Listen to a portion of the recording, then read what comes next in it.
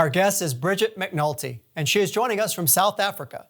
Bridget is the author of the internationally published book, The Grief Handbook, a guide through the worst days of your life.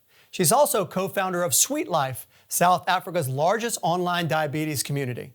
Welcome, Bridget. Thank you so much for having me. It's good to have you and your expertise and tremendous knowledge around grief. And of course, writing the book and all the research that went into that, I know has really given you a strong foundation in this area. Here's my first question for you. Why are we all so awkward around the subject or interacting with somebody who's going through grief?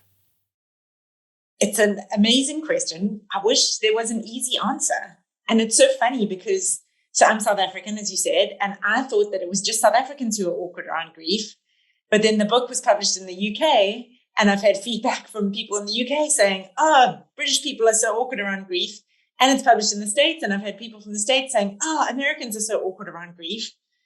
And I'm not sure exactly what it's about. I think on some level, none of us want to think about it. And none of us want to come to terms with the fact that we are all going to die, and all the people we love are one day going to die. And so when we come face to face with that kind of raw reality and unfiltered emotion, we don't know what to do with it. I think we are all quite polite usually, right? Like we're getting better at vulnerability, but in general, we like keeping to the safe topics. And grief is so raw and so real and so heartbreaking. And I think we all just get a little nervous and don't know what to do about it. Yeah, you mentioned other countries that have the same issues that you do in South Africa. Of course, from the United States perspective, we're like, why are we so much this way? Is there any country that you can think of, and there may be none that you've identified, is there anybody that is good at it? I mean, that gets it or has no problems with it like the rest of us do? So I don't know that anyone's good at it, but I think in countries where there are strong cultural traditions around grief and dying, I think that really helps. Okay. So if you think around Indian cultures have, and we have a large portion of Indian population here in South Africa. It's the second highest population of Indians outside of India. And that there, at least there's a ritual, right? And so there's ritual mourning, there's special outfits to wear and food to eat, and people are told how to act. And I think that helps in a way. Whereas the rest of us, we're just like, there was a funeral and now I guess you need some casseroles and good luck. We just don't know what to do. Well, that's very interesting because it sounds like the rituals have created structure so that people aren't just wandering in the desert going, I don't know what to do here. And so that's very interesting. I know that's something that we could all learn from to some degree. What are some of the most helpful things you have found in supporting or helping out a friend or another family member who is going through the grieving process? So there are a couple of things that I found really helpful. Some of them are not that easy. So unfortunately, the thing that helps the most is just to be with someone who's grieving. So just to sit with them and listen to them talk about their loved one if they want to, or rub their back while they cry, or distract them with silly stories, or take them for a walk in the fresh air, but just to be with them. And that's really difficult because grief takes a long time and it's actually quite boring a lot of the time. It's not that it's not a topic on which there's new information coming in, right? I remember I have two best friends and we go out for dinner and we would go out, and I remember every month it was the same stuff, and I still felt heartbroken over the fact that my mom died so suddenly and that I wasn't going to have a mom again and she wouldn't get to know my kids. It takes such a long time to process all these huge feelings. And I found that grief kind of burnt through a lot of the peripheral relationships in my life because it's really hard to be around that.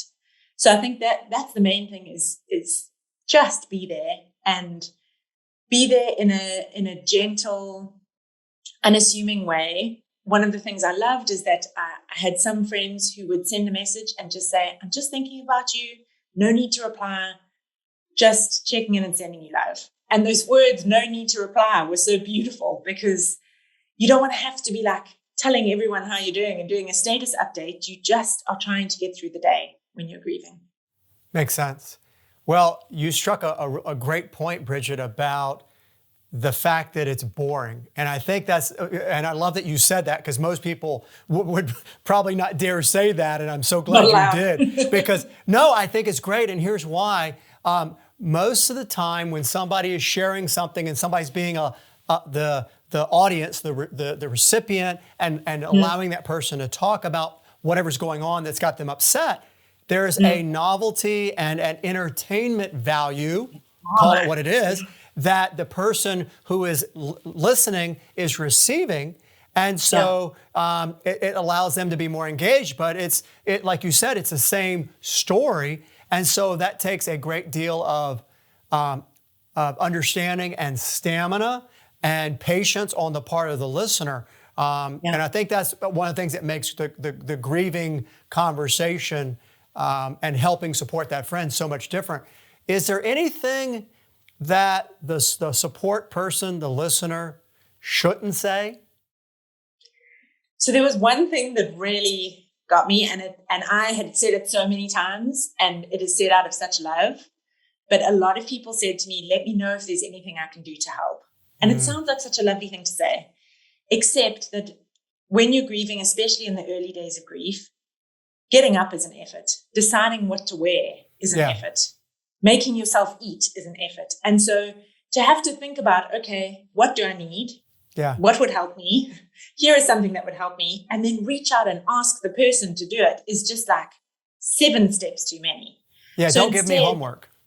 It's too hard. And so you just don't do it. Right. So instead, I would really suggest and recommend that people offer very specific small acts of kindness. Good. So can I drop off dinner on Tuesday at 5 p.m.? I won't stay, I'll just drop it. Or can I look after your kids for an hour so you can lie down and take a nap? Or would you like to go for a walk on the beach on Wednesday at 12 or whatever it is? Just one very concrete thing that the person can say yes or no to, rather than a blanket statement that doesn't really mean anything. Yeah, I like that a lot. Very good. Bridget McNulty coming to us from South Africa with the Grief Handbook. Thank you very much for joining us. Thank you so much for having me.